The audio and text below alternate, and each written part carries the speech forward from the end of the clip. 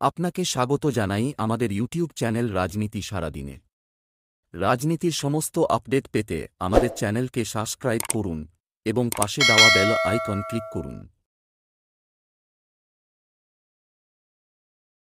এই পর্বে আলোচনা হবে বাংলায় দ্বিতীয় দফায় ঘটে যাওয়া দার্জিলিং, রায়গঞ্জ, বালুরঘাট আসনের সম্ভাব্য ফলাফল নিয়ে।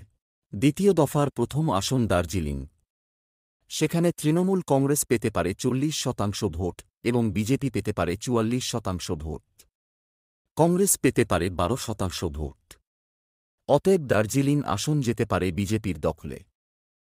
দ্বিতীয় আসন রায়গঞ্জ, যেখানে তৃণমূল কংগ্রেস পেতে পারে 47% ভোট, বিজেপি পেতে পারে 38% ভোট এবং কংগ্রেস পেতে পারে 13% ভোট।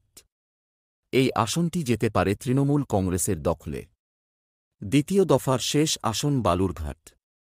এই বালুরঘাটে তৃণমূল কংগ্রেস পেতে পারে 47% ভোট, বিজেপি পেতে পারে 44% ভোট, সিপিআইএম প্রার্থী পেতে পারে 7% ভোট। অর্থাৎ এই আসন যেতে পারে তৃণমূল কংগ্রেসের দখলে।